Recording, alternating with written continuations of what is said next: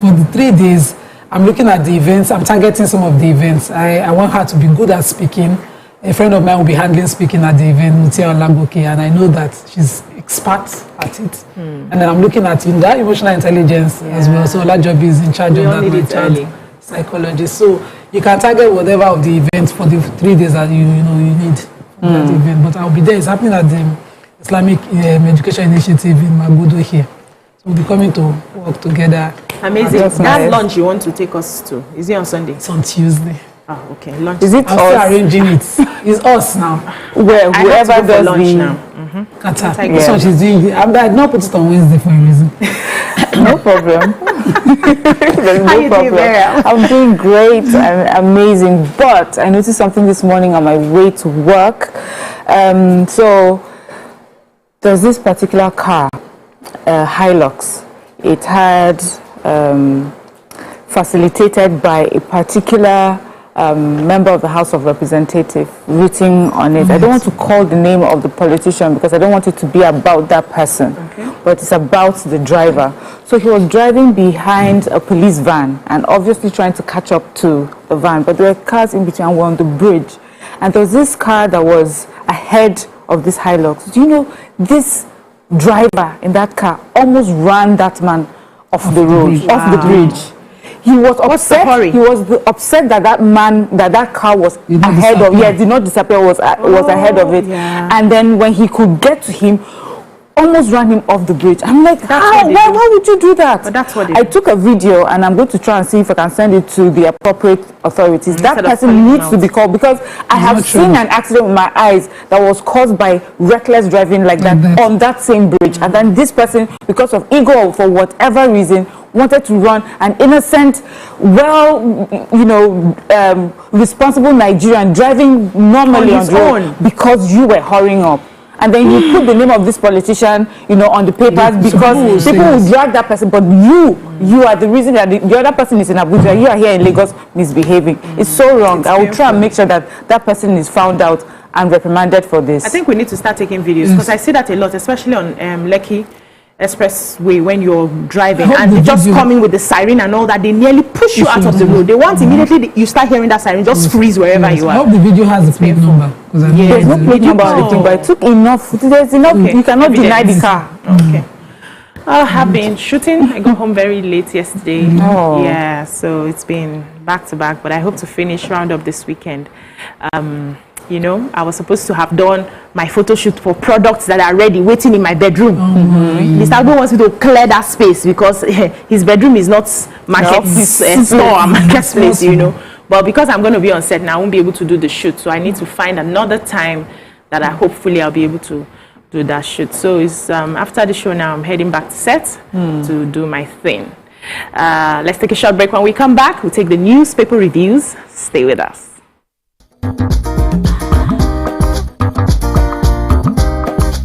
Stay tuned.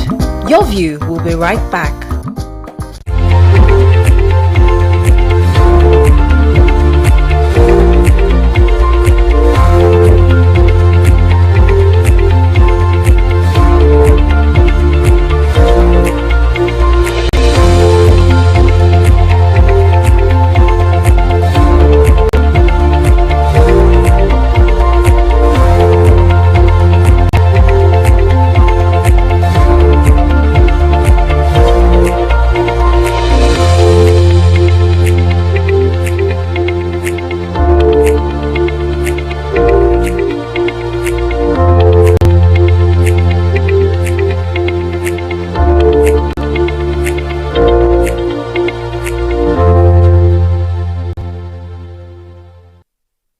Welcome back. So let's start with the nation.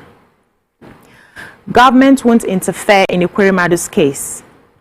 No going back on 5% telecom tax, says federal government. Minister aware of duty. Military arrests 2 ISWAP kingpins over Owo attack. Buhari, Nigeria must get 2023 consensus right. Terrorists creating parallel government in Kaduna, El Rufai tells Buhari. Governor's objection to $480 million Paris Club refund, mere noise, says Malami. Presidential guards killed by terrorists buried.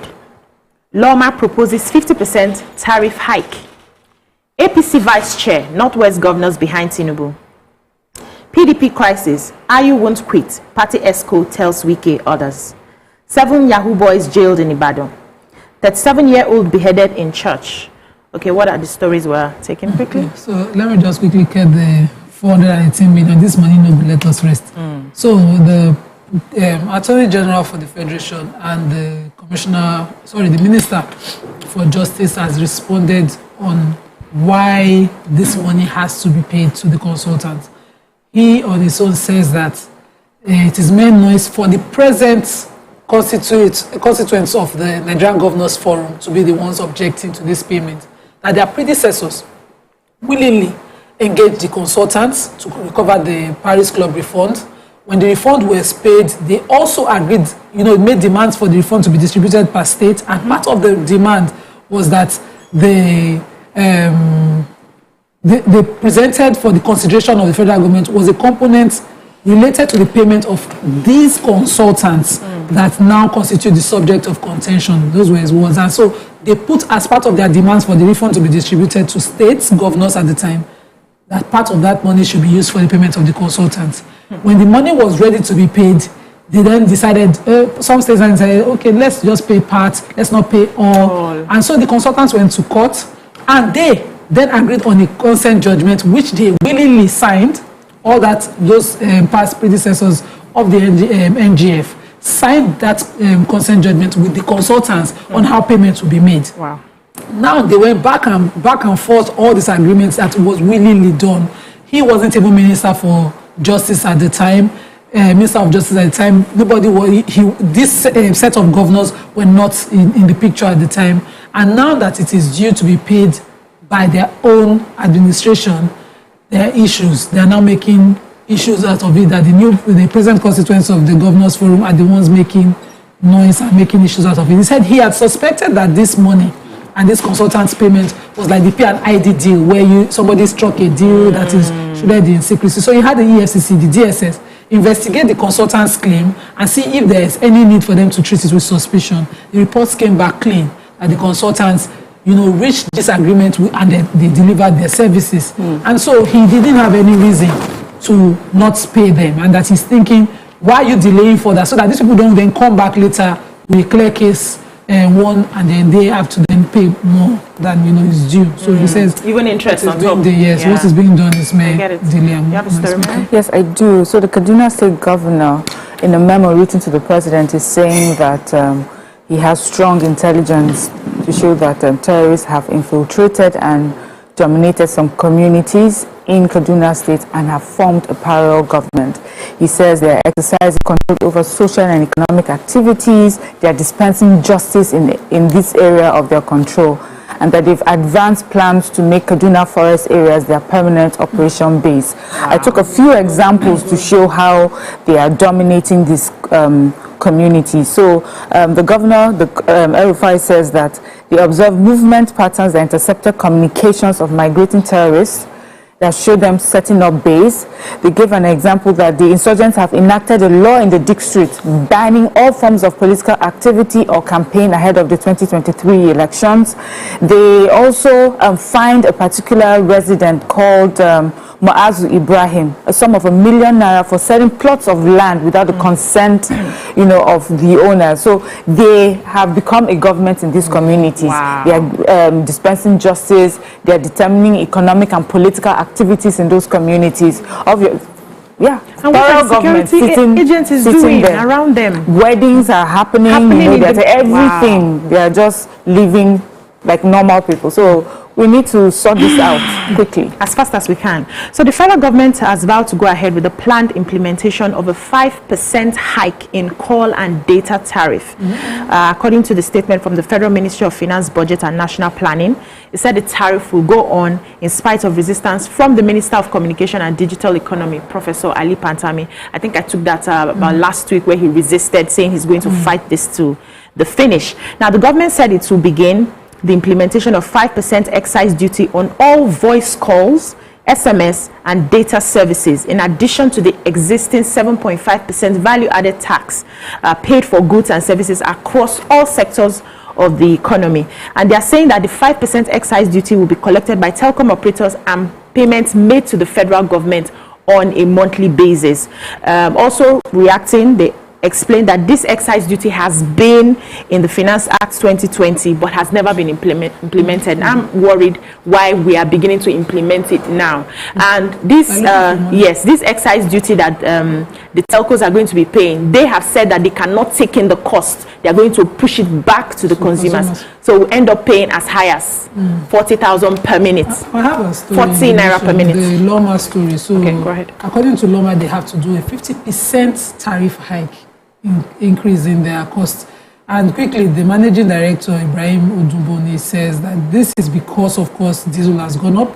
PSP operators are facing higher costs in operations, cost of overheads, cost of diesel and spare parts for their trucks. We see the way these people have to work, and so that is why they have to do that increase. And he also mentioned that 83 persons have been convicted and jailed related to environmental and indiscriminate disposal of waste in the last 1 year. That 1,200 have been penalized are made to sweep, while 3,000 have been fined for offences related to the same issue in the state. Okay, moving on now to the Punch. Nigeria loses 101 billion worth of oil, says OPEC. Malami NGF on collision costs over $418 million deductions. Controversy as Seplat denies ExxonMobil deal cancellation. Federal government rules out interference in Ekweremadu's UK trial. Fire engulfs National Assembly store, destroys documents. Wike sues Atiku. Tambuwal demands recognition as candidates. Governor asks courts to order INEC to remove Atiku's name from candidates list. Wike faults Tambuwal's withdrawal for Atiku, says PDP acted in bad faith. Atiku has not been served, says Media Aid. PDP spokesman keeps mum. Buhari's security guards killed in ambush and buried. Federal government hasn't informed ASU of cash crunch. Usodeke. Canada-bound postgraduate student killed. Edo family demands justice. Doctors decide on strike Sunday. Begin advocacy visits. What stories? Can we quickly major headlines? Okay, so Wike, governor of Rivers State, is suing PDP and their flag bearer Atiku, former vice president. He has a whole list of things that he has problems with, and he wants and he hopes that the court would see to it. So he said, first of all, there are procedures and guidelines to the primaries and how the elections are meant to have been carried out, but these were not followed, and that even during the period he saw it was obvious that the procedures and guidelines were not followed, and that if he wanted to scuttle the whole thing, he would have made noise then, but he decided to take his time. He said, first of all, Tambuwal had come out like every other candidate, to ask for votes from his delegates. And then he came out again after the votes have been made to say he's transferring his votes to Atiku. He said the time in which he did that, by stepping down for Atiku, after the votes had been cast, as for it's illegal, and so that transfer is void. And if that's the case, that would make Wike the one that won the primaries. Yeah. He says PDP also acted negligently and in bad faith by assigning the Sokoto governor's votes to Atiku. That means the PDP also played the part in it. After realizing that was not meant to be done at the time he did it, they still went ahead to take these votes and hand it over to Atiku. Everyone spoke once, he said, but Tambuwal was given opportunity to speak twice, and also campaign again, during that time. He says he's asking that the court remove Atiku from the list of candidates in the 2023 presidential elections, and that Tambuwal's votes that have been transferred and assigned should be made null and void. And he's saying also, he's asking that the PDP national chairman, that if they want Wike to campaign for Atiku, the PDP national chairman has to resign. That's the only condition in which he's willing to campaign. They've asked them, feedback from all the other parties involved. We haven't heard anything from them. I'm sure very soon we will hear except for the PDP chairman who says he's not getting down until the election is done. So. Let's take a breather here. When we come back, the newspaper reviews continue. Stay with us.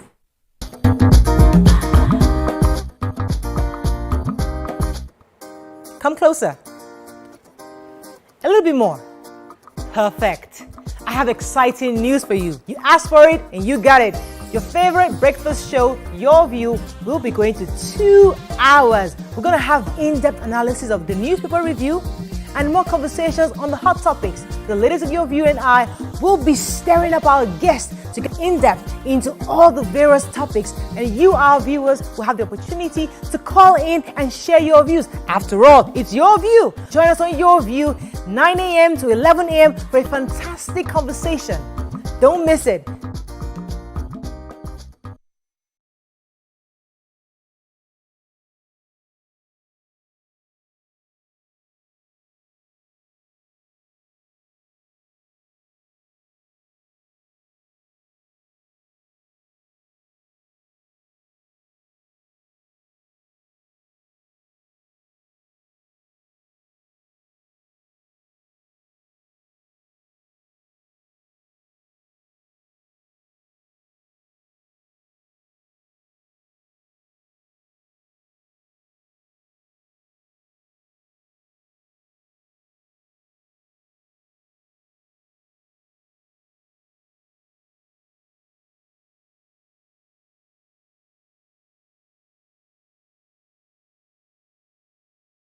University of Benin, Edo State, Jeffrey Omoroge, had been thrown into mourning after a driver crushed him to death on Uselu-Lagos Expressway, Uselu, in Ego local government area of the state.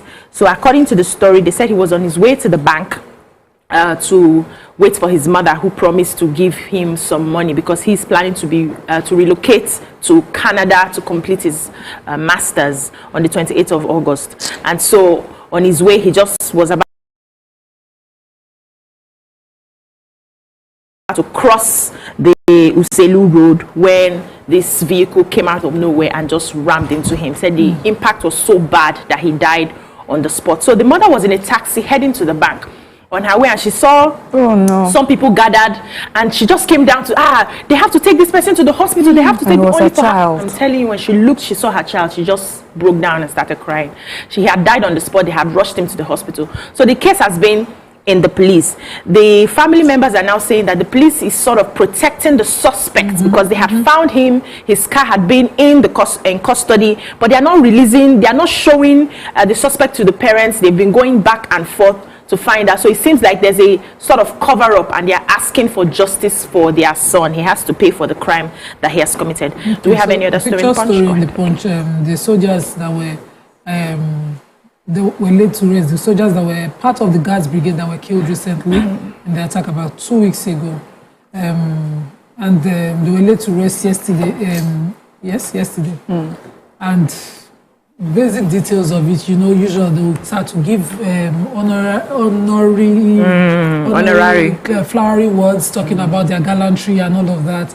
But I hope that in the details of this story, they follow through the care of their families. We've seen how this plays out, and it's always very depressing to see that the families are completely abandoned. We're presently fighting a war, and people whose lives go for this, for our unity, are not totally disregarded after their demise. All right, moving on to the Daily Sun. Stop killings in Southeast. Others, Catholic bishop tells government. Terrorists creating parallel government in Kaduna. Miriam has taken that story. Nigeria. UNDP Obasanjo George paints gloomy picture. Troops kill 74 terrorists, rescue 45 kidnapped victims. Federal government continue to deduct the $418 million Paris Club refund, Malami. Ekweyemadu, why federal government can't interfere, Malami. I'm committed to a better Nigeria anchored on youth development, Obi. Muslim ticket irresponsible, reprehensible, says Bishop Kuka. President assures of safe return of remaining 31 abducted train passengers. PDP Des Wike says IU can't go now. Ministers fight over planned phone tariff hike. What stories do we have in the Sun? Troops of Nigerian Armed Forces say operating the Northwest, North Central, and Northeast theaters of operation have eliminated over 74 terrorist bandits in both land and air operations in the last 2 weeks. So this is their regular bi-weekly report that they would give us from the defense headquarters. And they mentioned that the defense headquarters had mentioned the killing of the top ISWAP commander. I think you took that story. Yes. Because I remember the name. Shannon seemed quite Yoruba, but you know. So he was killed, and then they gave a whole lot of other things that they had done, you know, weekly and by day. And there's this particular one. They said on between July 31st and August 2, they arrested one Malam Yahaya, a notorious bandit informant who had been on the tracking list of the DSS for collaborating with bandits on numerous attacks in Sabon Birning general area of Sokoto State, and so many other ones. So this is good news. It just shows us, because many times, you know, the stories of how the bandits and insurgents, their own side of the story usually is heard more. Of course, the impact is even felt more. But it's also good to keep up to date with what our troops are doing. We know that also, just from what you have read, Nima, they lose their lives also in the defense of our country. So thank you very much for your hard work, and we pray that God will continue to give you the success to do more and do better in protecting our country. Story in the sun? Okay, let's move on now quickly to the Vanguard. El Rufai writes Buhari, says terrorists creating parallel government in Kaduna. We're taking that. 2023, I remain committed to better Nigeria, anchored on youth development. 2023, Catholics blast Lalong over reference to Pope, demand apology. I hope someone has a story. Nigeria Air, experts fault federal government operational model for new career. Finance Minister insists on 5% telecom tax. Our massacre, military DSS nabbed 2 more suspects. What do we have in the Vanguard? Under the aegis of concerned Catholics in Nigeria, the Catholics have condemned the governor Simon Lalong's reference to the Pope in his defense of his acceptance to serve as the DG of the APC Presidential Campaign Council in 2023. They said that, and he quickly responded. He says that his reference to the Pope is not derogatory in any way, that his reference was part of his reverence, as a mark of reverence of the Pope, that, you know, he didn't mean to disrespect the faith or the Pope as it is. And they are asking that he apologizes with immediate effect on the issue. And we're hoping that he follows through. Yeah. So, you know, we've been complaining about our foreign exchange crisis and rising unemployment. At the backdrop of that, stakeholders in the aviation sector are faulting the operational model of the new national carrier, Nigeria Air, especially the takeoff plant. And I'm going to take it here. So the Minister of State for Aviation last week, that's Hadi Sirika, last week hinted that the national airline will start with a wet lease of 3 aircrafts soon. But some industry stakeholders are telling the Vanguard that the implication of the takeoff model was a total disregard of the earlier stated rationale for setting up the airline. They said the airline will create employment in the sector while conserving foreign exchange. But now the wet lease model will mean taking both the foreign aircraft along with the foreign crew that will be paid salaries and allowances in foreign currency. That's where the problem is. Also, the maintenance and other services will be done by the owners of the aircraft. That's going to be costing us, you know, dollars. So stakeholders are now arguing that running such a national carrier model in the present economic situation of the country is absurd, and it signals that the federal government does not even have a clear understanding of how this sector is being run. The sector itself has been proposed to go up about $8.8 million in preliminary cost and $300 million as takeoff cost. So it's been what has been debated. First of all, you wanted to have Nigeria Air so that we can give employment to people, try and use everything nationally so that we're not constantly depending on forex. And now the wet lease model is going to mean that we're going to be taking out of the forex that we don't even have. I think they need to look into this. Okay, go ahead. A war attack. The defense headquarters has announced the arrest of 2 additional suspects in connection with the June 5th attack. They also said that the arrests were made barely hours after the disclosure of the arrest of 4 terrorists behind the attack by the Chief of Defense Staff, General Lucky Irabo. He mentioned specifically, he said that it's instructive to note that Abdul Halim, alongside other high-profile Israel commanders, had also previously coordinated attacks on military targets in Okene, local government of Kogi State that has led to casualties. And, you know, they're also giving us they're saying that it's the government, the Nigerian government wish, you know, and to make sure that all these people are apprehended and they are punished. Yeah. So quickly, the Nigerian Tribune, I don't think we can take it, but state government workers suffer over backlog of unpaid salaries. Budget survey, Abia, Taraba, Ondo, O workers. Field subsidy scam. Reps to probe over 200 accounts domiciled with CBN. Which other story have we not taken here? Kaduna train. Which one? Kaduna train. Is it Kaduna train. Kaduna train. Okay, if you have that story, quickly take Yes, it's just saying that our president met with the representatives of the victims, the families of the victims, and one of the things that he said, just take away with, he said the reason he didn't use military force was because of the collateral damage he was trying to avoid. Stories that touch. But he also reassured that, you know, Something That they're was going to be working to make sure that the remaining 31 people who are left will be rescued. All right. Thank you, ladies. Let's take a short break. Coming up next is a sponsored segment. Stay with us. We'll be right back.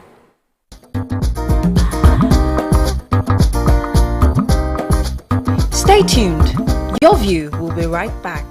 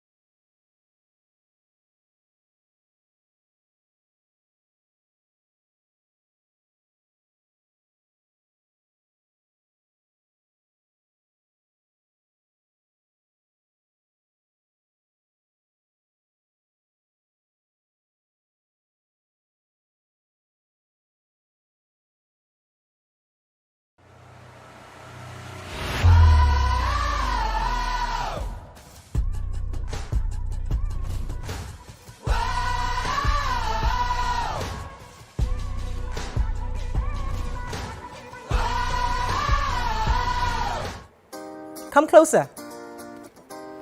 A little bit more. Perfect. I have exciting news for you. You asked for it and you got it.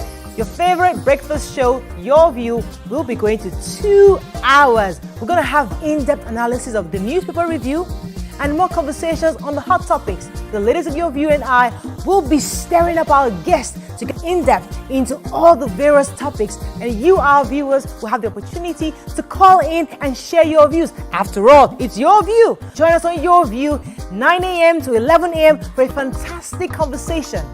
Don't miss it.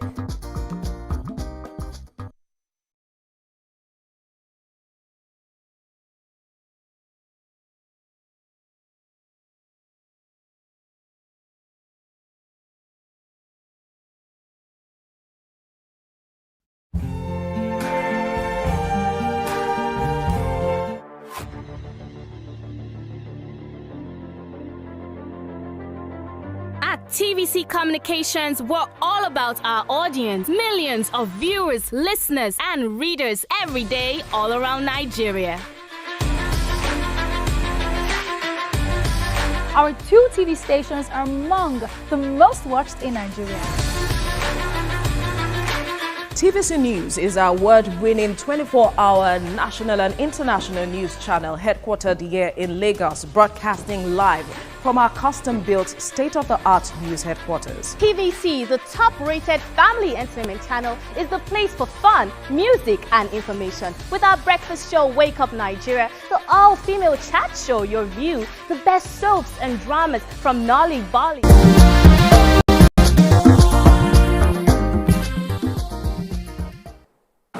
Thanks for staying with us. Joining us on the show is the consultant, corporate communication, Kolawole Ojelabi, and the brands and communication touch and pay, Damilola Adebeshin. They will be speaking on how Cowry card payments on BRT and ferries work. Welcome to the show, sir and young lady. Thank you very much. How are you doing today? We're good. Hi, thank you. So we've heard about the Cowry card. And we want you to tell us exactly what it is and how it works. Okay, Cowry card is payment card for public transportation in Lagos State. Lamata, as an organization, we are involved in the planning and regulation of regulated public transport system. And so in order for us to ensure that all funds are appropriately captured, so we needed a single payment platform for public transportation. So that's why Cowry card came into play. So with your Cowry card, you can use it on the BRT. We have buses that are also called standard routes. These are buses that move in mixed traffic. You can use it there. Then also the first and last mile, which are the community buses. They take you from your doorstep into the main transit corridor. So they travel not more than 5 kilometers. So if, for instance, you're living in Ayobo and you're coming to Yanakwaja, to join the BRT, there will be an FLM bus to take you from that point. So the Cowry card ensures that you are able to pay for your transport system. That's awesome. That's nice. That's just like the Oyster card. Oyster card in London, yes. So I just want to know, is Cowry card the only type of card that provides this service, or are there other options? And if there is, what makes yours special? Okay. Especially, let me just add, especially like recently we had heard about this Lazarus card where it's supposed to do almost everything plus pay for transportation. How would that compete with you, or is this something that will be incorporated in that? Well, I think going forward, that's what we're going to have. For instance, if you go to Hong Kong, they have the Octopus card. The Octopus cards can be used for your transport system. You can use it to shop. You can use it as access control into your offices, into your homes, and the rest of it. So, but at the end of the day, I think that's where we'll be going to. But technology is something that we need to understand in this part of the country. So, and the moment we are able to understand technology very well, then we'll be able to use it. Currently, this is used on the bus system and it's also used on the ferry system. So it's a gradual process, and we're going to get there. So it's meeting Nigerians where they are right now. Exactly. One day at a time. Yes, So one day at a how time. does someone get the card? How do you go about getting the card? You can get the card at terminals. We have various BRT terminals. We have at Yaba, we have at HOD, we have at TBS. You can get a card at any of those terminals when you miss with them. They sell the cards. We have the classic PM plastic card, just like this. Okay, let me pause you there a bit. Let's go on a short break. When we come back, we'll continue this conversation. Stay with us.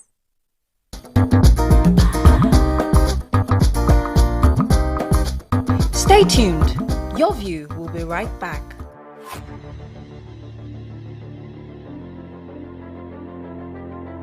At TVC Communications, we're all about our audience. Millions of viewers, listeners, and readers every day all around Nigeria. Our 2 TV stations are among the most watched in Nigeria. TVC News is our award-winning 24-hour national and international news channel headquartered here in Lagos, broadcasting live from our custom-built state-of-the-art news headquarters. TVC, the top-rated family entertainment channel, is the place for fun, music, and information. With our breakfast show, Wake Up Nigeria, the all-female chat show, Your View, the best soaps and dramas from Nolly, Bali, and Hollywood, music and entertainment blast, courtesy E-Splash, and of course, award-winning news and current affairs. It is all here. With news bureau and studios around the country and the ability to go live anywhere, anytime, we are first for breaking news in Nigeria. Awarded the NMMA TV Station of the Year, TVC News is the station of choice for news that is first, accurate, balanced, and reliable every time. TVC and TVC News watched by over 4.5 million people in Nigeria every day on terrestrial, DTH, DTT, OTT, and available to viewers in the UK on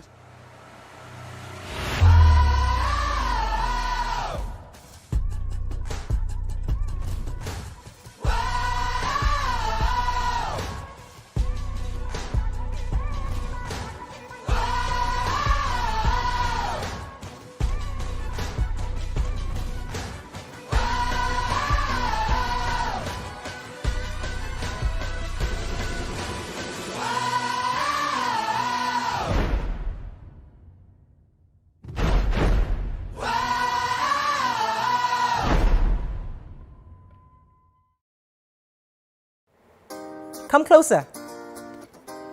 A little bit more. Perfect. I have exciting news for you. You asked for it and you got it. Your favorite breakfast show, Your View, will be going to 2 hours. We're going to have in-depth analysis of the newspaper review and more conversations on the hot topics. The ladies of Your View and I will be stirring up our guests to get in-depth into all the various... Welcome back. So I wanted to ask Damilola, what's the connection between Touch and Pay and Cowry? Where do you come in? All right, so Lamata is our boss, generally. Lamata is the governing body for transportation in Lagos State. And we have been commissioned Touch and Pay as the technological partner. So we are the ones powering the card for Lamata. So Lamata has given us the concession to do that. Oh, that's amazing. Then she asked a question as well. Yeah, so like I mentioned earlier, you can get the card at any BRT terminal. Wherever BRT stops, wherever BRT loads from, you can get the cards from there. Anywhere you see BRT buses stopping, loading, you can get the card from there. So what are the steps? When you get the card, what do you do with the card? Yeah, to start, we have 2 different types of cards. Okay. They function the same way, but their durability is different. Oh. So first of all, we have the plastic card, which is usually sold for 400 naira. And then we have the paper card. It's just a card, and it's sold for 200 naira. Oh, yes. It's environmentally sustainable. By yeah, but it's the plastic card is more durable, so it won't get folded or anything like that. But they still work. There's no problems with it. So once you get the card, you'd have to register. The agent will ask you to provide your phone number, and with your phone number, you'll be registered on the card. Just as simple as that, nothing more. Yeah. So, Mr. Kola, tell us how this Cowry card has impacted the lives of Lagosians. That's one. Then why Cowry? Like when I heard Cowry, I was expecting to see our Cowries. No, what for you? So tell us, please. Okay, I would say that in terms of public transportation in Lagos State, there are over 2 million cards that have been given. Okay. And so with the 2 million cards, people are able to access BRT, standard route, FLM buses without the issue of no change. The conductors will tell you, enter with your change, or otherwise I will join you together. There's nothing like joining anybody together again. Yes. That is one. Then secondly, for both the operator and the government, you can secure the funds. Unlike when a driver will come back home in the evening and tell you that, oh, since morning, it will not declare that he didn't make profit or that was arrested and the rest of it. But with the Cowry card, the money goes straight into a talking about account. Money, how do I put the money inside? Okay, putting the money inside, I think Damilola was explaining it. What you just need to do, you can go to the BRT. You can go to the BRT, and also you can also load online. So it will go to your wallet. And from your wallet, when you get to a typical terminal, you just go and transfer it into the card. If the money has finished or is not enough, will it work? The fare. It will not work. I'd like to say something, a new feature that we just had. This is a new feature, and so we've been. I would like to say yesterday clocked 2 years that Cowry has been in operations. So I mean, from getting feedbacks and all that, we realized that a lot of people have like 10 naira remaining in their card or 15 naira, and they're about to board a bus of 300 naira.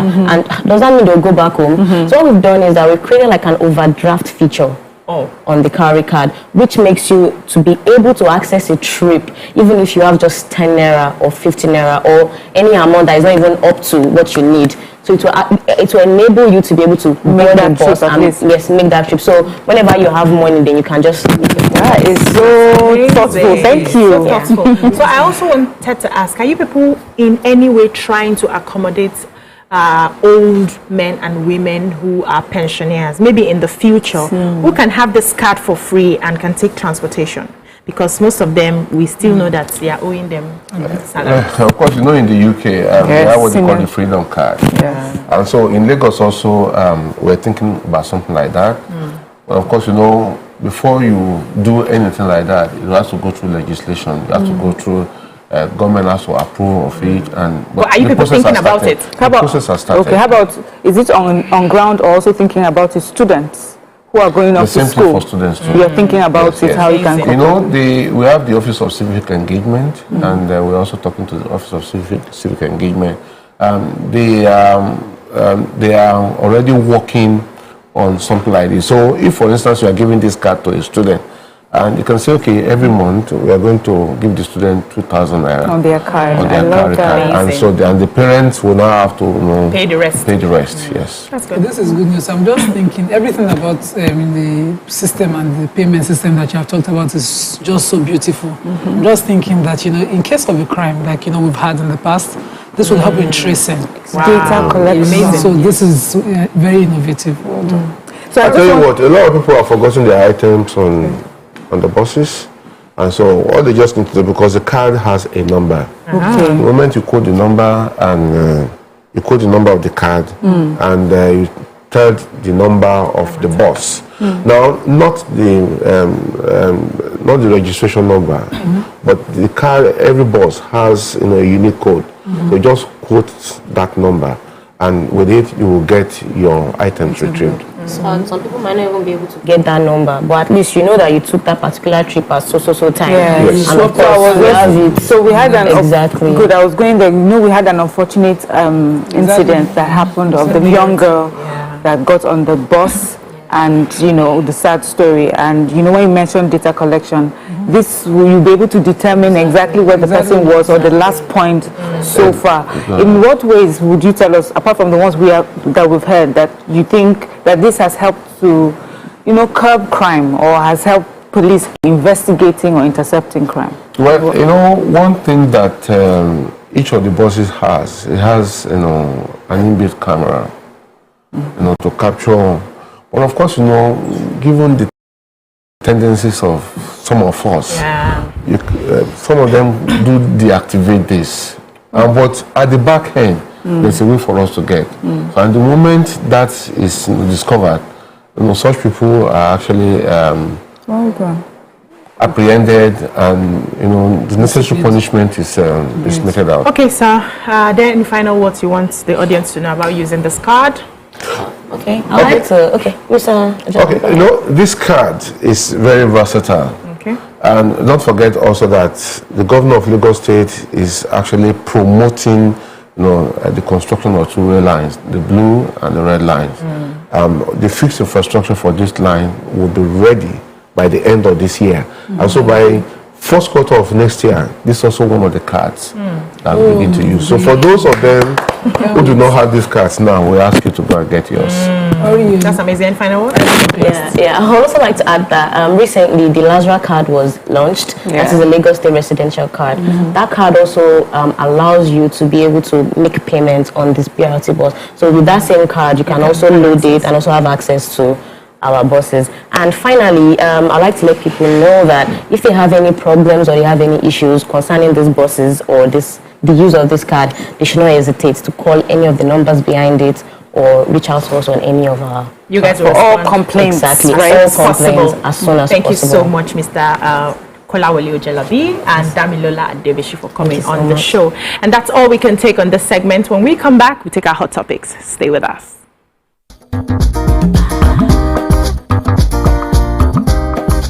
Stay tuned. Your view will be right back.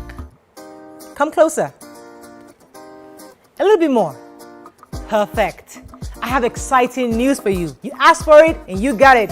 Your favorite breakfast show, Your View, will be going to 2 hours. We're going to have in-depth analysis of the newspaper review and more conversations on the hot topics. The ladies of Your View and I will be stirring up our guests to get in-depth into all the various topics, and you, our viewers, will have the opportunity to call in and share your views. After all, it's your view. Join us on Your View, 9 a.m. to 11 a.m. for a fantastic conversation. Don't miss it.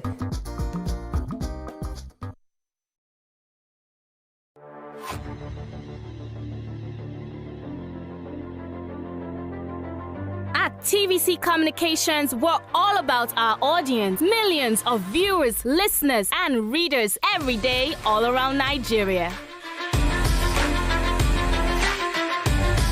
Our 2 TV stations are among the most watched in Nigeria.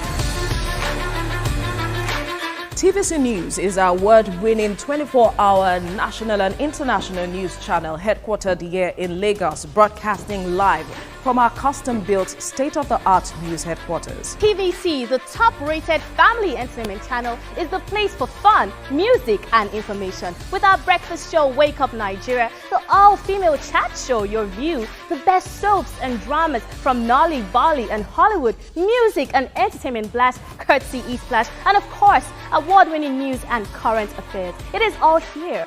With news bureau and studios around the country and the ability to go live anywhere, anytime, we are first for breaking news in Nigeria.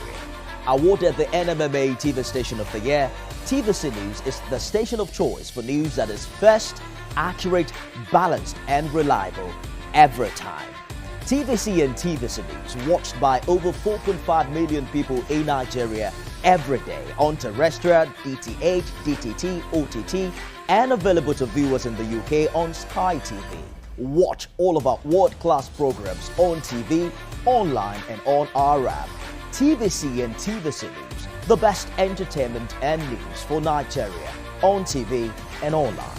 And when you can't watch us, listen to us. 102.3 Max FM Lagos and 90.9 Max FM Abuja are now ranked among the most listened to radio stations in Nigeria. Now, with over 1.5 million listeners.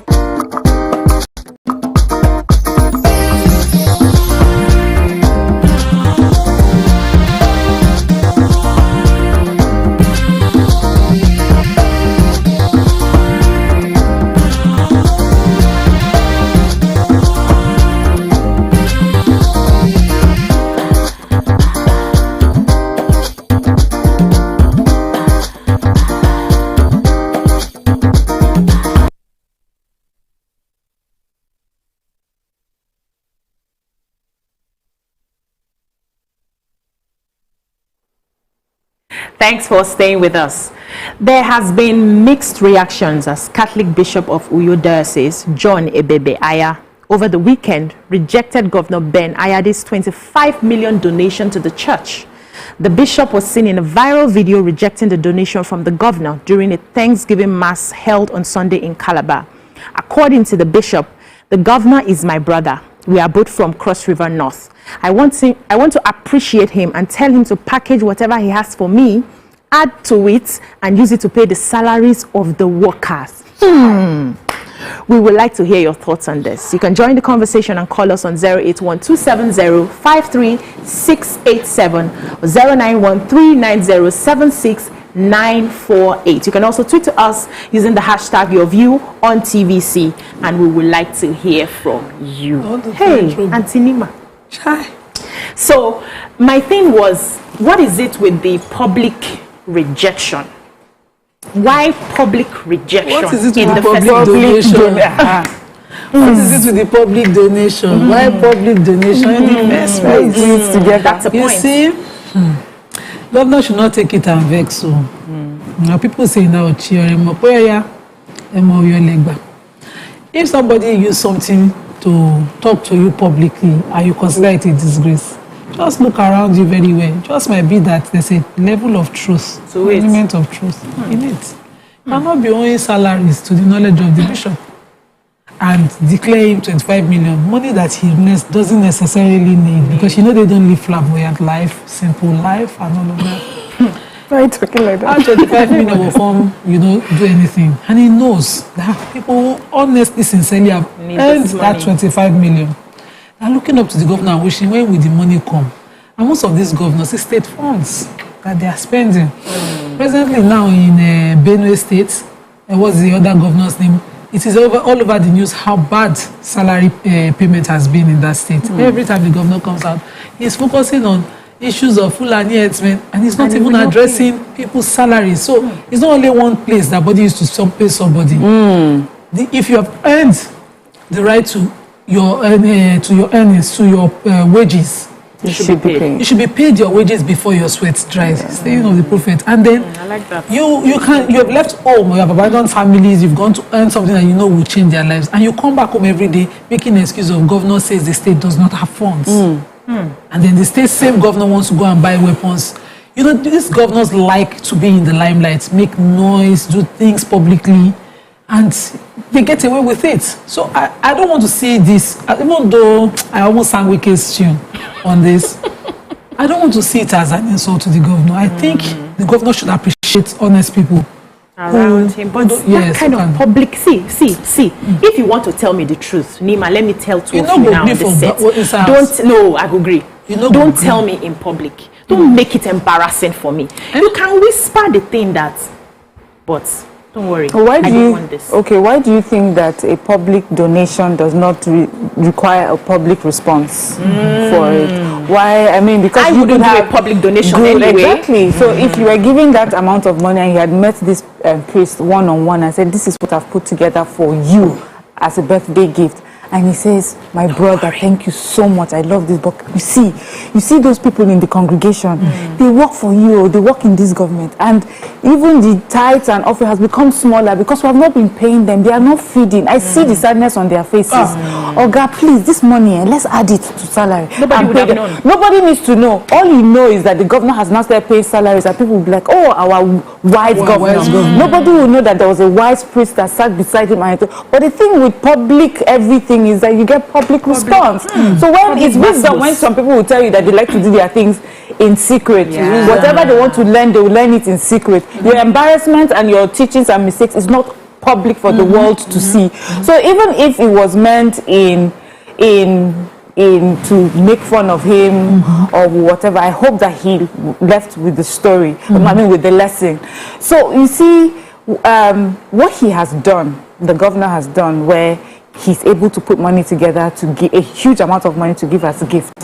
The truth is that that's what our federal government does. We have ASO at home, but we hear that they have put money together to buy cars for another country. So it's just a way of life. But even us, apart from blaming government, in our homes too, we have some people that do that. There's fees to be paid, there's this, but we shop over I don't want to call some business names. I stop over and get some, some stuff, and we do that. And so we need to look at these things better as a people, because whether we like it or not, at the helm of affairs is a reflection of how we behave every day in our everyday lives. So I like that point that you raised now, and I'm going to come back to it. I hope I don't forget. But I wanted to say that this governor has come out times without number to say that he's not owing these so-called workers that he did not employ them in the first place. It's been a back and forth in the states that he's not owing them. They said the workers are saying that they've been employed since 2018. And I'm saying, so they were employed. Which offices were they reporting for that long till now? And why were the ministries and departments not closing their doors to such people? So they've reported for so long without your employment, and now they are not getting paid because you did not employ them. So this is what happens. They will advertise, people will go and apply, they will recruit and say for a period of training, then they will not confirm. It is not new in the civil service. You have people who wait endlessly. They now go and constitute one group of people, start to go to the labor court, the National Industrial Court, trying to get themselves acknowledged. They will now still spend money. So we need to knit things up. It just doesn't fall on the governor to say, I didn't employ them. You go and find out how those people were assured of jobs within your service. Which offices are they reporting? Offices. Then you make somebody a scapegoat. So those people know, truly, it was a farce or a scam. I didn't ignore them, and all of that. Find some, because you see, people need to be engaged, and it is true that in Nigeria now there are no jobs. People need their jobs. It's not just for governor to say. And you see, there's a part of this public response that the governor got. Let's assume one person will get shame. The other person has to have shame. It's true. We know these politicians, they really don't get shame. They don't send nobody. We have been crying insecurity in the states. Some governors in whose states the insecurity is much are sponsoring weddings in the Bono of the Bonos. We had the biggest of weddings. They are all now online, and I've been wondering, not be the Bono way insecurity. And they're giving iPhones as takeaways. Private jets that landed Bono for one wedding. Fear of God, cash me inside my heart. The dress is the most expensive dress in the whole of our history. Are you there? It's shaking inside my body that is this even possible? Even in Lagos, I would say there's no major problem. Can the type happen without shaking ground? But these governors just go on their normal businesses. Some will tell you, it's my detractors. So Reverend Father need to clear his own self, because he is not a politician. He is the one who people will come to all the time. Father, is a bishop, is a Catholic. Father, please, my pikin in the hospital. I know. I grew up, I went to school with Catholics. I went to school in a Catholic primary school. I lived with them. I did all their rosettes, their bazaar, their harvest, and all of those events growing up till I was a teenager. I used to sit with the planners of their different harvests and make all of those things. Their sacred art mission, all of that. So I know how people go. I know how many widows will say, now Father, give me school fees for my baby. I know that. He will constantly be seeing the real pains of the people, and the real issues, and be wondering, I hope my conscience and my hand is truly clean before my God. So if one person not no shame, other person just have to that's integrity. But I would say, although Miriam has answered that partly, could it also be that the rejection was for clout? Who is clouting who? I don't know. Anybody can clout anybody. We know what happens here. Because there's a part of the video I heard, and a few people confirmed it, where he says, is that how to clap for 25 million? So after he had made the announcement, the clap was not thunderous enough. And it was like, is that how to clap for 25 million? So I don't know who was really chasing the clout. But, I just wanted to say, with the governor of Cross River State, there's a video that had gone viral one time where he was crying. And so for me, I've always just had a soft spot for him, because I just feel that this is a man that is emotionally in tune with what is going on. I think I need to cry more often so that Mariam will have a soft spot for me. But she doesn't. She's having for Governor Ben. No, I'm just saying. And he gave a story. He talked about that it hurts him to see his people suffer. So that does not mean that good people don't make mistakes. At least we have someone that seems to know that people deserve, better lives, and he wants to do better. And for him to even have someone like that priest, the bishop, say that to him, they even think that he is someone that can listen Because there are some states that they dare not open their mouth to even say something like that. But he must show that, you know, he can even be spoken to or talked to. So let's not just throw him completely away. I just want us to use this opportunity to remind him, you know, to do what is right. What his responsibilities are. Another point is, whether we like it or not, this issue of scamming and happening in the civil service is true. We read recently of a particular state that had done thorough investigation, and the numbers that we read out were, you know, mind-blowing.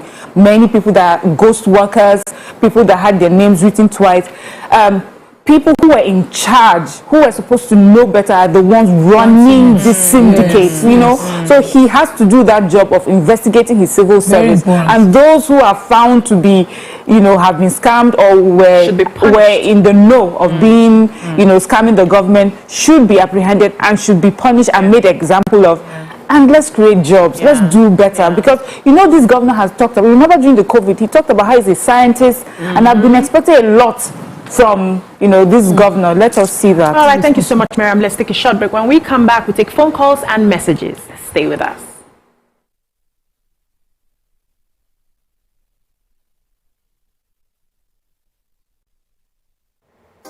Come closer. A little bit more. Perfect. I have exciting news for you. You asked for it and you got it.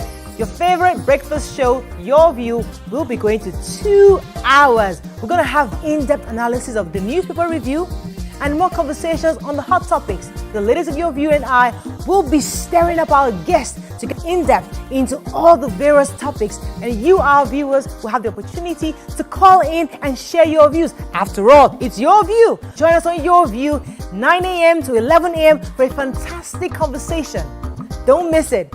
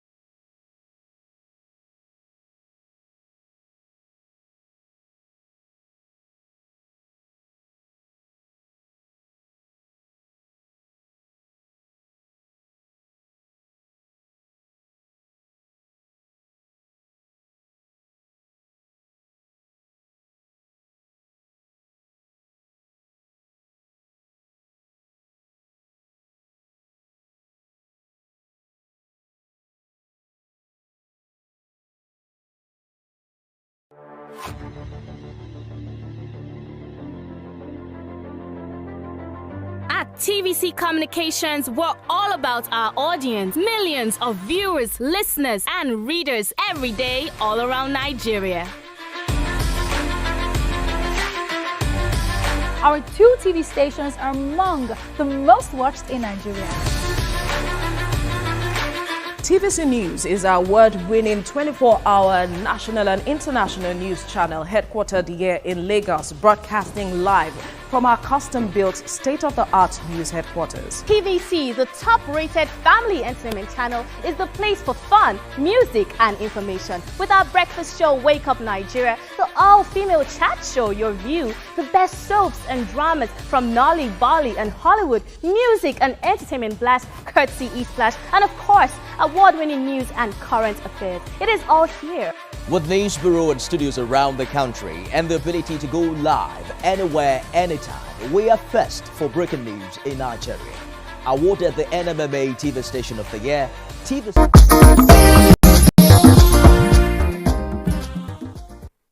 Welcome back. So we're still on this Governor Ben Ayade's matter, and I'll be inviting our callers to join the conversation on 081-27053-687 and 091-390-76948. Also sending your tweets and tubes.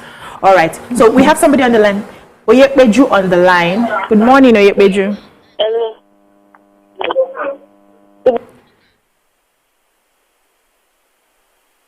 Oyekbeju, can you hear me?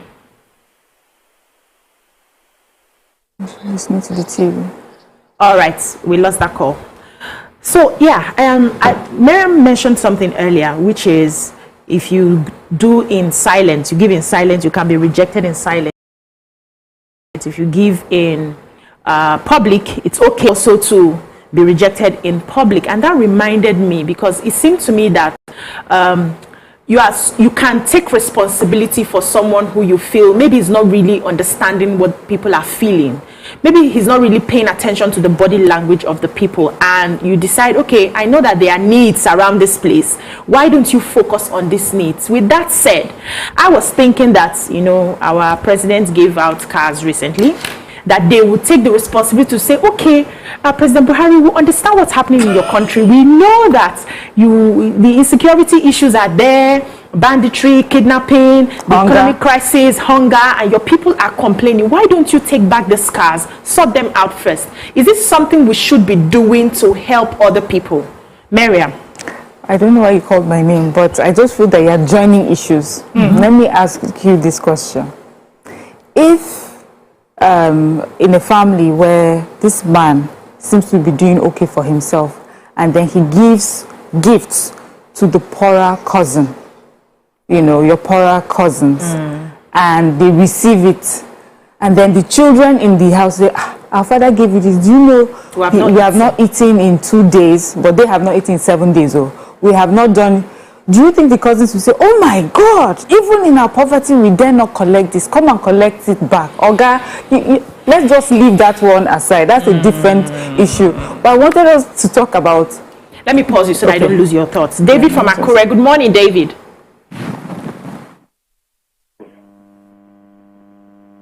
Hello? David, are you there? Good morning.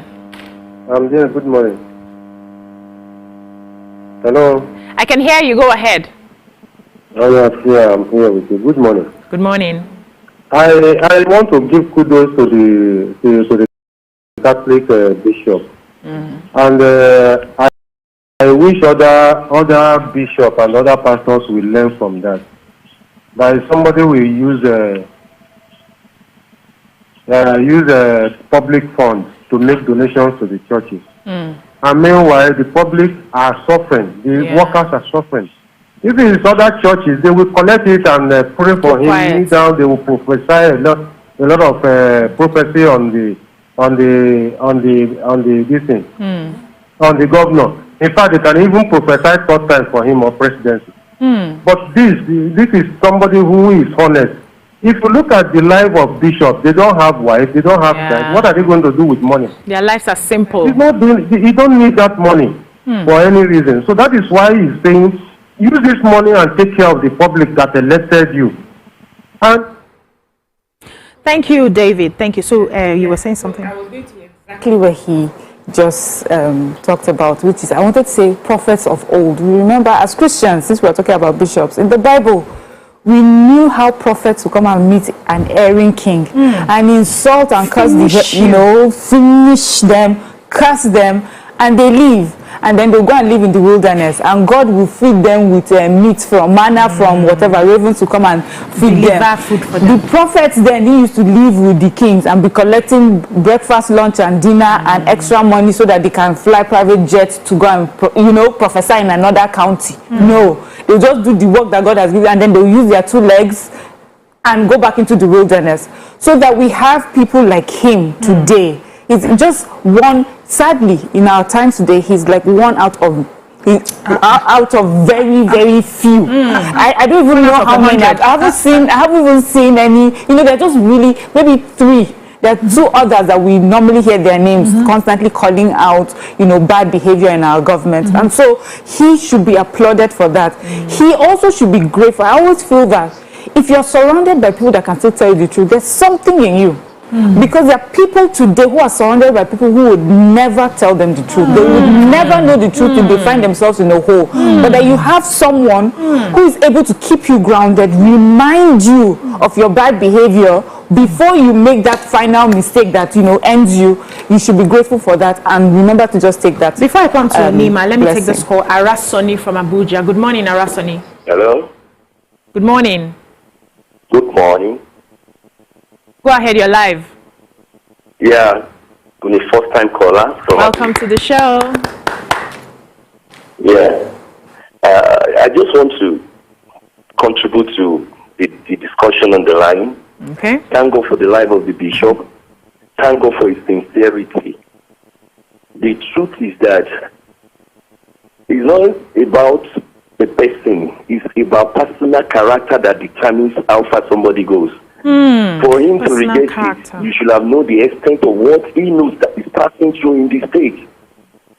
Salaries of workers are not being paid, and the same governor contested, I think, for presidential stuff, for at least, paid almost 100 million, if I'm highly correct. And the same governor is giving somebody another money. Why the people at the state are suffering? The same thing happens across the nation, and you can see how people are crying, people are grumbling, but the politicians will never be the politicians. But I pray that God will give us the grace by 2023 to determine better where we are going. God bless. Thank you so much. Yeah, before I come to Nima, if you were the governor in the first place and you donated that amount of money and the clap was very few, like you were expecting when you drop that kind of memo, you're expecting that people, yeah. All of a sudden, everybody was just like, How would you have reacted? What would you have felt? Okay, so when you do donations like this, you should be in humility. In fact, you shouldn't even wait for clap, except you don't know what you're doing. You're donating at a religious ground, a church. Donate for God and go. But because it was a statement, that's why the bishop stood out for me. You remember that there's a Reverend Father too, the one that said somebody was stingy. My sister. Why you spreading it? No, yes. I don't want to call you. That one that said somebody was stingy because it not cost the person. So, for us to see people like this who know the right thing, to do. The clap was a caution. He missed it by referring to the money and saying that money deserved a thunderous clap, and he needed to be put in his place. Who better to do it than the man of God present? Okay, let's take this call from David. David from Calabar. Good morning. Good morning, ma. Good morning. Hello. We can hear you. You're live. Good morning. Good morning. I want to talk about the topic I'm seeing on TV today. Okay. I'm very surprised that TVC is transmitting this kind of message. I don't understand. Go on, please. Go on.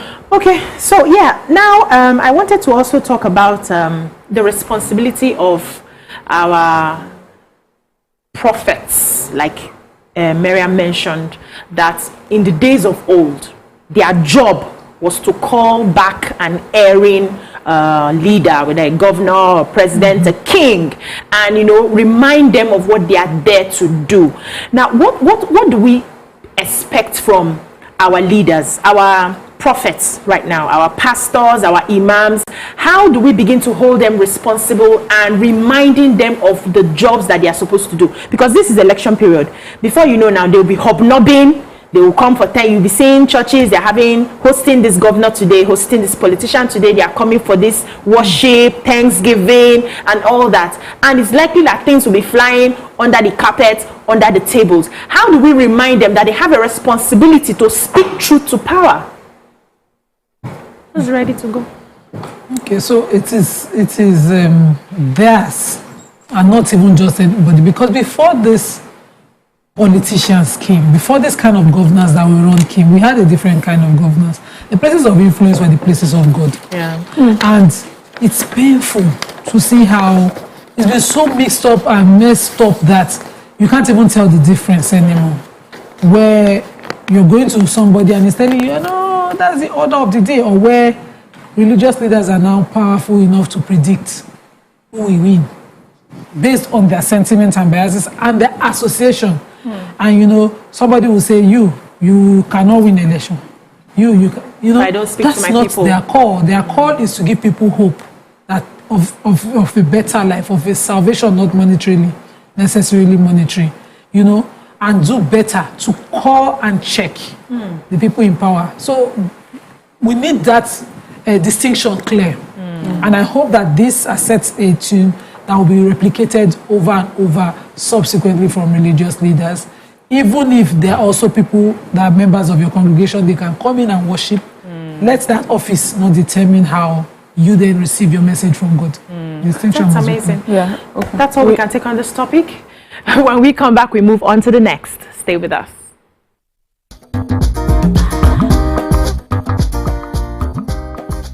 Stay tuned. Your view will be right.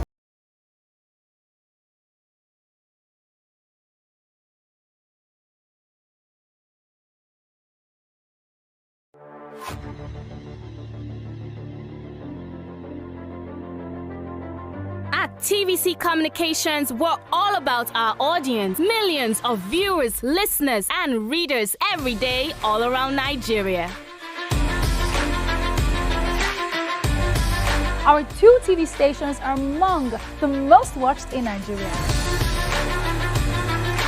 TVC News is our award-winning 24-hour national and international news channel headquartered here in Lagos, broadcasting live from our custom-built state-of-the-art news headquarters. TVC, the top-rated family entertainment channel, is the place for fun, music, and information. With our breakfast show, Wake Up Nigeria, the all-female chat show, Your View, the best soaps and dramas from Nolly, Bali, and Hollywood, music and entertainment blast, courtesy E-Splash, and of course, award-winning news and current affairs. It is all here. With news bureau and studios around the country and the ability to go live anywhere, anytime, we are first for breaking news in Nigeria. Awarded the NMMA TV Station of the Year, TVC News is the station of choice for news that is first, accurate, balanced, and reliable every time. TVC and TVC News watched by over 4.5 million people in Nigeria every day on terrestrial, DTH, DTT, OTT, and available to viewers in the UK on Sky TV. Watch all of our world-class programs on TV, online, and on our app. TVC and TVC News, the best entertainment and news for Nigeria on TV and online. And when you can't watch us, listen to us. 102.3 Max FM Lagos and 90.9 Max FM Abuja are now ranked among the most listened to radio stations in Nigeria.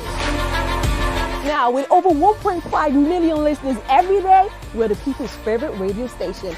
Best hit music, best on-air talent. Max 102.3 hit music for Lagos and Max 90.9 hit music for Abuja. We are your home for that fun, entertainment, and hit music. In Lagos, TVC, our leading family entertainment TV channel, has a 47% market share. But this is just the start of our journey as we plan to add even more services.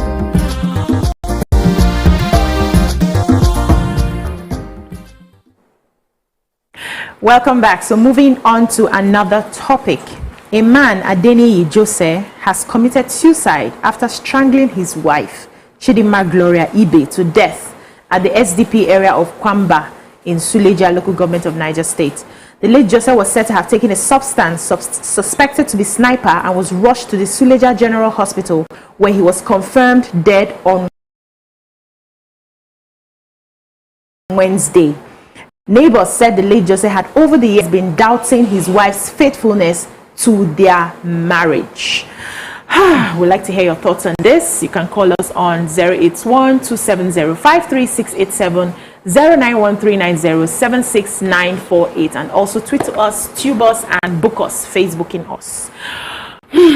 This matter of killing a wife or a husband who you have suspected is unfaithful to you, and then taking your own life has become somewhat rampant. I think a few weeks ago we had another person who did the same thing and then attempted to take her life. What do you make of this? Why are we beginning to see people who are not able to handle these issues in marriage, who are not able to pack up their bags and leave when this is happening? Why are we resorting to killing somebody and then thinking of taking your own life? Is it just about the marriage problem, or is there another problem that we likely need to be talking about? Put and but I know it that's means, what called it. it means you are thinking what I'm thinking. Please tell us. You know, so some people are not just whole inside. It's important that we understand whoever it is we are dealing with and how to manage them, because marriage for me is still about loving the other person. If you want to stay with somebody, you accept them the way they are and the way their mentality is. For some people, they are strong mentally, they can handle cheating.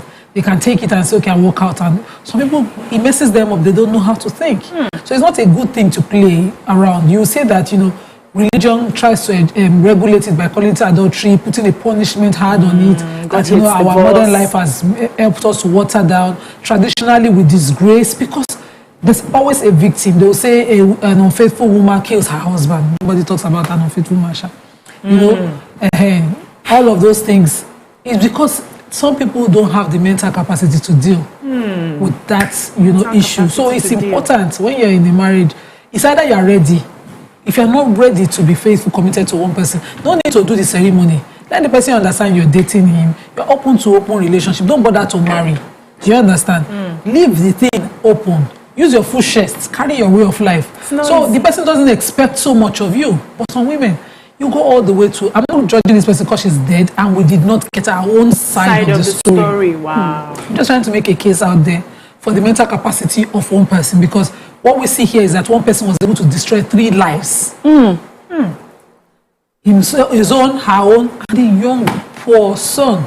There's a child who did not plan any of their own. So people should have a complex thought process of every decision they're making in life. How does it affect you? How does it affect your dependents? How does it affect people who are around you before you go ahead and do it? We've seen where a woman wanted to, to react to cheating. Maybe because now it's the man who is cheating. She decides, I will kill you, I will kill myself. She puts a poison in a meal, and the man's friends come visiting. Everybody. Chineke. We took it in the papers. Everybody line up dying. Only a few people survive in the hospital, still holding and dealing with the poisoning. So people must have complex thinking. Is it your intention to destroy the lives of the 14 friends that visited 14 and decided to shook hands inside food? Is that your intention? So people must have a complex thinking, thought process. The law calls it foresight. To be able to predict that, this could be other attendant consequence of one action that you take. So maybe it was one person, you wanted to just, hit him on the head. You throw something at him, he bounces off to the child, sleeping, or somebody else, and you kill some. You must be able to calculate it completely. This man, obviously, is not a mentally strong, stable person. He went on, and what he has done now is destroyed. There's also stigma. The families now are not there. They are the two most closest to protect that boy. The two of them are not there. The people protecting that boy, if God does not send an angel, use it against him. Remind him. Then even if he's not reminded, he just will grow up. He's old enough, 2014 till date, the child should be about 8 or so years. The child is old enough to know what killed both parents. He will now be living traumatically through their experiences all through his life. We must be able to do this, or else don't bother getting married. Live a free life. It's not for everybody. Let me come to Miriam.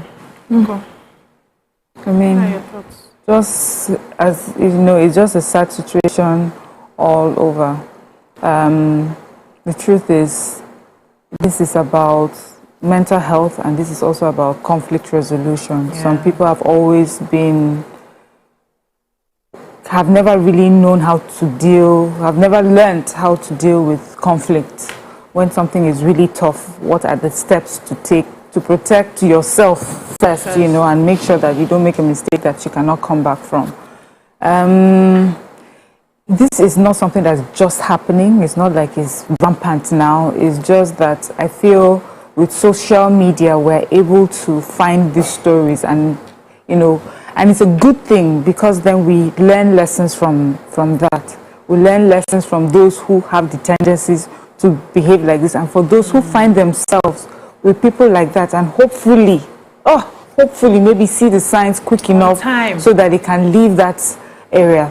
But, you know, the sad thing about people like this that determined to hunt you down and end a life is, we have heard of those who have left marriages like that or relationships like that, and these people would find them until they have done that they have put in their mind to do.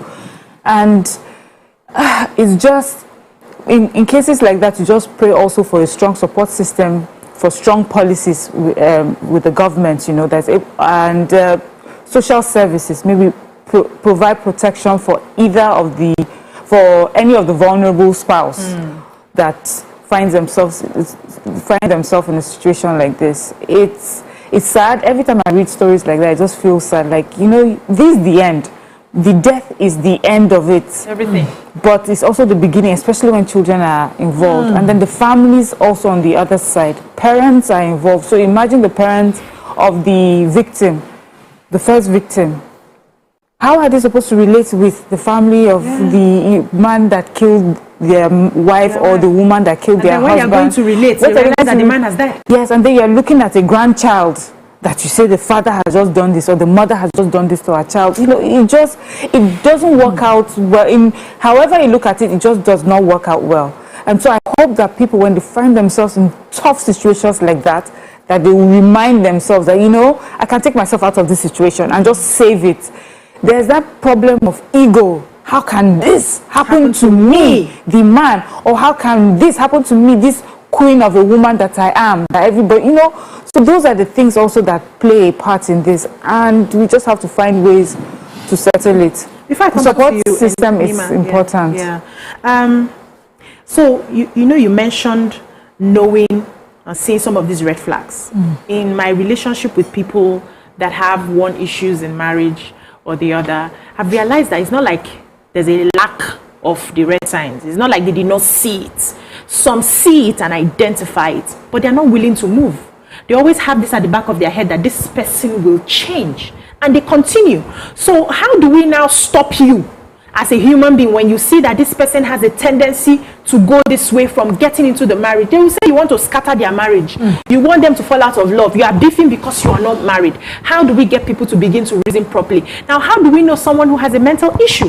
You may not know. So you would have been exhibiting certain traits. In this story, because I got this story from another blog, the sister was the one who found the younger sister of the woman was the one who found her sister dead, strangled with rope and the pillow on her face before she broke into the door and found the man unconscious. That was after he had consumed poison. So she was saying that this wasn't his first attempt at trying to kill her. So this is an unstable man. You know, I always say that family self can save. They didn't do anything. Her account was that, you know, his first attempt had been when her sister had to travel to finish their father's house. Their father was with a reputable civil service. He had retired and his pension was suggested by his children to be used for his house. And because their sister was the most educated, she was also nominated to proceed for that, to travel to their village for that work to be done for that project, which she did.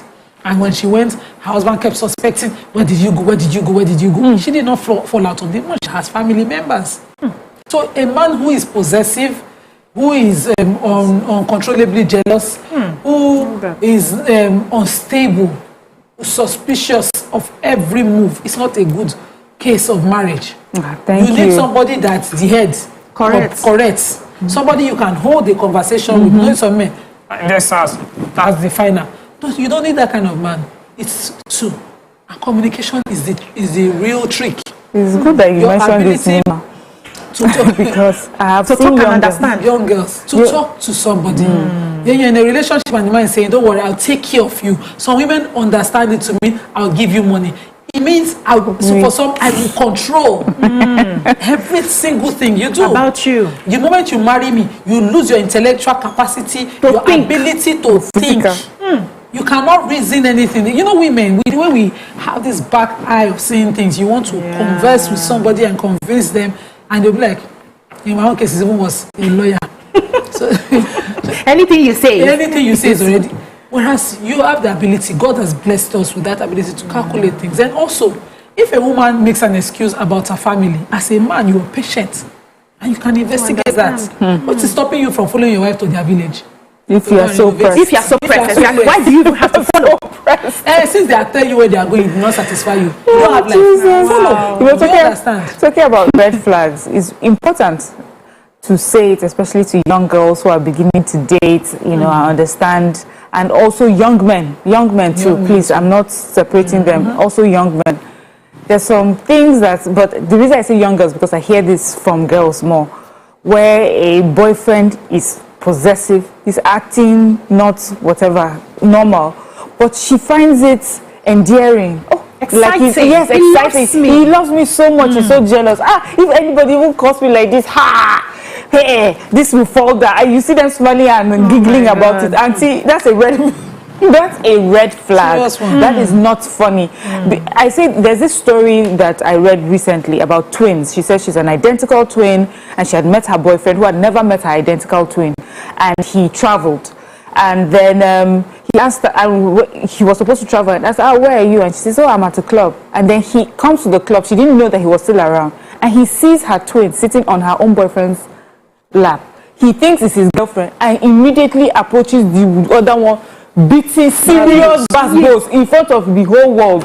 Before they now told him, no, that's the twin. This is your babe. And then he kneels down and says he's sorry. And the twin sister is telling her sister, you better let this one go. She was like, no, why should I leave him? He has even knelt down in front of the whole world to show how sorry he is. So why exactly? So why should I leave him? So that for her is like, this is someone that is really there to fight and protect my honor. It's a red flag, auntie. It's not about protecting we'll come back you. To that. We'll have Charles. Good morning, Charles. Yeah, good morning. Good morning. Good morning. So go ahead, you're live. It's about this issue of marital violence. This issue is encompassing. It's not just all about the mental health. It also deals with anger. It also deals with serious anger. There are some people who cannot control themselves when they are angry. So I suggest that before people come together as a people to raise a family, you should be able to go into serious studies about what you are about to go into. And a preacher once said that when we go to school to study about plants and animals, we spend 4 years in studying them. But when it comes to vital things like marriage that you stay for a whole time, you just spend 2, 3, 4 weeks start dancing, married. So I think we should, especially in churches, people should do more about educating the people about what they want to get involved in. And especially preachers, you also reduce this aspect of when once you are married, it is for better, for worse. That's why people go into marriages and they feel that they are not treated well. They are there because of the Christianity they are practicing. All right, thank you so much, Charles. Thank you, Charles, for that. So he's talking about going to school, and that was supposed to be my next line of thought. We're not properly prepared for this thing called marriage. We don't have schools where you can go and learn how to have proper conversations with your spouse, how not to let emotions get in the way most of the time so you can see clearly. We need to start looking into that. All these therapists, psychologists need to start designing programs into that so that people can actually get ready, because anything can happen in that marriage. Your patience will be tried almost every minute of the day in marriage. Some of us have been married for that long, we understand. But if you don't have that ground footing on how to communicate, have a conversation, you understand me, I understand you, we come to a compromise, we come to an agreement, it becomes a major problem.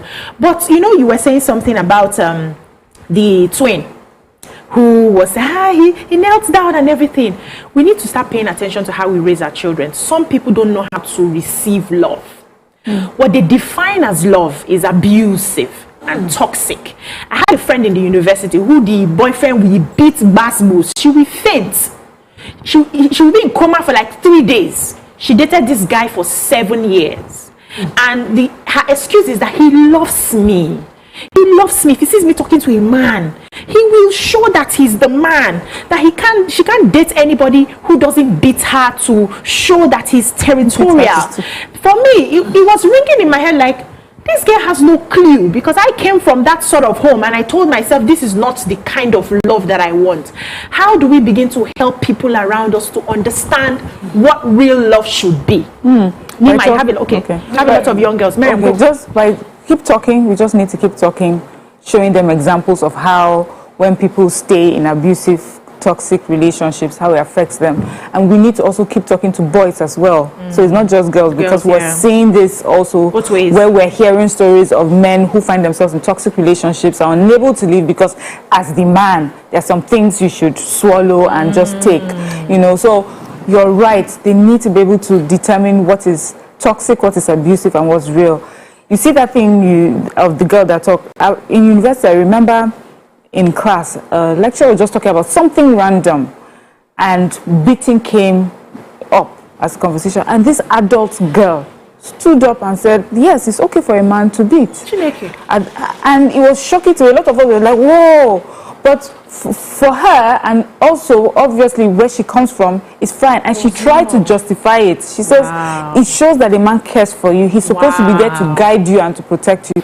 But my father that you are. Yes, she's a full adult in the university. No, she's not grown finish. She's not grown finish. I mean, yes, there has to be, but that is how they've been raised. So we need to speak differently. You're even lucky that you're able to separate yourself from that, because for most people that grow up in situations like this, they just carry on. That's what they know. That's how they've been socialized. That's how they've been brought up. So that's what they would expect from where they're getting. We have heard people who talk down at men who are really kind and understanding. I say this person is a weak man. This man does not really show his strength. He's not a man. And, you know, we put them aside, and you find these women end up in very abusive, toxic men that don't respect them. Young girls, young men too, you must know what these red flags are. Don't be with someone that's constantly prodding and poking you, and pushes you, you know, and you're very angry. When you find yourself in a situation where someone is constantly doing that, take yourself out immediately. And it's okay to just say bye. You know what, for my mental health, for my own good and my sanity, it's okay to walk away. Okay, so we have another caller, Idironke. Good morning. I'm a first-time caller. Welcome to the show, Idironke. Thank you very much. I've been a fan of this show for a very long time, so I've not been able to access the line. But thank God I'm here this morning. Thank God. We're happy for you. Thank you. What the topic you are discussing really is a very, very sensitive topic, I need to tell you. But let me talk from my own experience. Marriage, I lost my husband sometimes. I'm a widow before, but I had to remarry. Okay. But in this present relationship I am now, I tell you, it's not like, my previous husband that died. But because he's not an abusive man, that's why I'm enduring. But, when it comes to the character, I mean, he argues over everything. He just wants to argue and argue and argue. I tell you, I really don't know how to put it. Young ladies coming now, when you advise them, they don't tend to listen. Yeah. They just believe you want to scatter their present, relationship. Yeah. But I don't know. Like you have said, a lot of seminars, a lot of talks have to be done. Like Lima said, you don't have to be married. You don't have to. It is not by force. Yeah. It is not by force, but it is because of the society we are in that that if you ask me, they think it's just one of the successes of life. But there are a lot of single women who are who are better off, and a lot of us who are even married are even living singles. Yeah. We are living like singles. I tell you, if I had known, I wouldn't have even considered considering remarrying. I wouldn't have. Wow. I wouldn't have. But because I had another children in this relationship, I just want to, see how it goes. I don't want a broken home. But if the man has been abusive, anyway, I will have walked away. Because I'm the one even doing all the responsibilities. Oh, Chukwu. The man we are even talking about, that's my own husband, he's not even doing anything for me now. He's a lazy man. He will tell you he doesn't have money. I was not contemplating, if I had even known, I would have even stayed, being a widow. So that's my own personal account. Thank you. Oh, thank you for sharing. That's being so vulnerable. I just want to before the call that, let's dispel some of this myth about, how love should be. and then the caller called. I don't agree with her word use of lazy. They're just men who are irresponsible, who really do not care. But being lazy can also be insultive to a man who is trying his best but is not meeting up. Okay. So I would not necessarily use that word. But the first time I heard that it is love to slap a woman, I heard it from a woman who enjoys being slapped. Jesus. She said that, she is very temperamental, and when she's very angry with her husband, she needs to be calmed down. Let her buy her a bottle of one of these alcohol brands I don't want to mention. Calm her down. Then she will calm down. Yes. I was about 14. And I knew, because I come from a home where it's different. It's totally different. How do you want to convince me that's how they love people? Then I grew up and I heard another woman say to me, there's no marriage in this world where the man has never beat the woman. If any woman tells you she has never been beaten, she's a liar. I will tell you. I say, okay, thank God I'm not from that home. I have never seen my parents beaten. Ever. What they see. Yeah. What So they see. if I had seen it, probably she had just wired me to receive it. Yeah. To believe it, I will start taking it. Yeah. So some of these myths that we hear around, they're so terrible. This is a woman who called. She's a widow. Just probably looking for an opportunity to be loved. This area of every human being needs to be nurtured. And so she went into the wrong person's relationship. Then there will be shaming of by society if she leaves that setting for another and try again. They'll say, you know the shame? You know? Only But you and this. there's that need. A friend of my coach and myself had the conversation once, and I said, this woman is divorced. Maybe she was widowed. Whatever her past was, she deserves a try at marriage. And if she's so happy, why is her happiness paining somebody? Or should she be condemned, die, killed? Because she's trying And to we're find Muslims. happiness. Yeah. She was married, and somebody said, no, she didn't want to remarry somebody's husband. We will be Muslim. We either want to be Muslim or we don't want to be. Because it's a different arrangement. Yeah. Pick one side. So she had to restart, and that marriage is so beautiful. Wow. You want to condemn it because she married somebody else's husband. And she's not even their mate. She's much older. And see, choose one.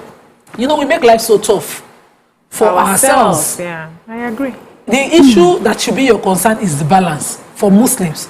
If there's that balance, there's no issue. Everybody deserves a right to that happiness and try it again.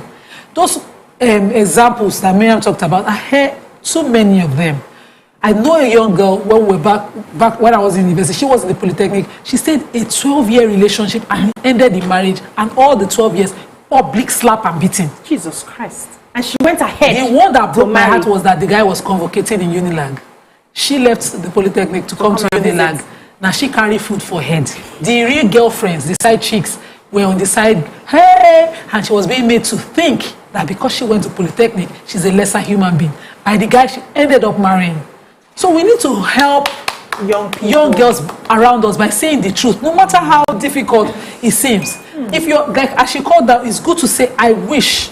If you have a young girl around you, tell the girl that, you see this married thing, know exactly what you're looking out for. I had matchmade my best friend with somebody, and she said they were driving on the road, somebody brushed his car, he parked, he went crazy, and he went to fight, and she was like, it's okay. He said, get in the car. Yeah. End of relationship. Yeah, immediately. Do you understand?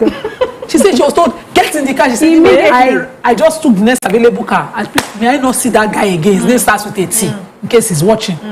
May I never ever see that guy again? You know? T. I've heard you. So that's how she ran. And those are the things that we should be telling young people. Yeah. We know how. We saw a video of a Nigerian married to a white woman who was recently abused. Yeah. She stabbed him, and videos are now surfacing of how she even abuses him once they enter the lift and all the corners that she can find. So you can imagine what kind of life he lived in that marriage. In that house. Even if you are a man, they want to call you weak. Please, if I'm your relative, come. Live in peace. No, this thing you said is very important, and I think we need to start helping young women understand self-love. If you love yourself, nobody will see red flag on your behalf. You will see it once it touches you and it's not going down well with your skin. You will move. In case it's going down well. No. If you have self-love, it will not go down well. You know, we just handle those who think it is part of self-love to take it. That's the wrong self-love, and it comes from a place of beliefs. So they have seen around their home, they have seen women around them saying it's okay to be slapped, it's okay, and it's become a limiting belief in their brain. So that is what they now consider normal. So we need to start helping them change what they consider normal to see what exactly should be normal. Marriage is for two happy, willing, consenting adults. So happy. Nobody is quoting anybody's house. Yes, I'm not the man of this house. Nobody say you're not the man. But the poor person, she wasn't living on the street. They did not come and tenant her. Even if she was. Two willing, consenting adults who must be able to thrive in a happy, loving environment.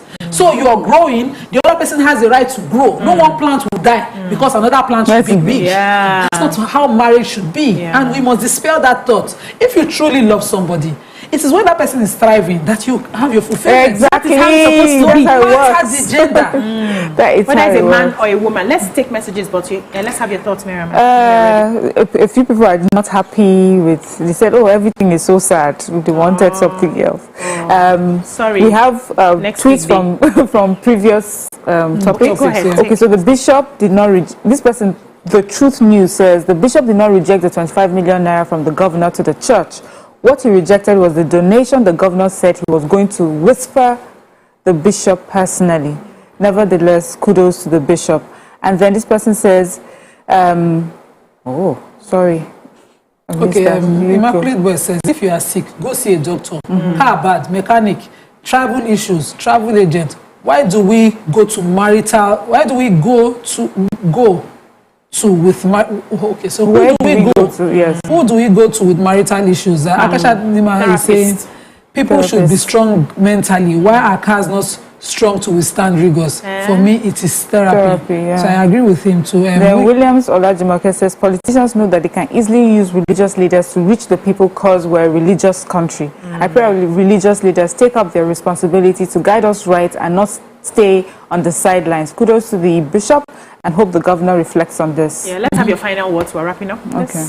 So this is our advice to young people again, and not just young people. Even if you're in marriage and you suddenly realize that this is no longer, I've been because I have somebody very close to me now who she is natural. I would say naturally because that's all I've seen since I've known her. Resentful and toxic because of what she has been through in marriage. But she's still in that marriage. But everyone she touches just feels like she's burning people. She's burning people. What advice do you have for that kind of person? You know, there's something about deep. Yes. No, that was you know something about self-awareness. We throw the word anyhow, but you see that thing is a gift if you have it, and it's a curse if you don't have it. If you realize I am in this and it's making me behave like this, is hurting. Once you just come to that realization of, you know, you're able to drop ego aside, everything aside, and look honestly to yourself and what it is you are, who it is you are, and what you're going through, then there are a lot of things you let go. There are a lot of things you come out of. And it's important for people to take that time out and self-reflect and see where you are and how the relationship you are in is affecting the other relationships. So give yourself the gift of second chances. You know, when the life you're living presently, so for some women or men who stayed on in abusive marriages, they see how it hurts their children, how they, you know, in reaction hurts their family members. Like Miriam said, when you become self-aware, you don't want to be that burning flame, burning other people around you. Give yourself the gift of a second chance. No And everybody should adopt talking to a professional, talking to a therapist, a life coach. Sometimes we say, okay, let's talk to our, leaders in church. Not all of them are equipped to handle those sort of cases. You need to talk to professionals who have the tools to help you even find that self-awareness in the first place. That's all we can take on the show today. Thank you so much, ladies. It's been a wonderful week. We'll see you again on Monday. Bye-bye now.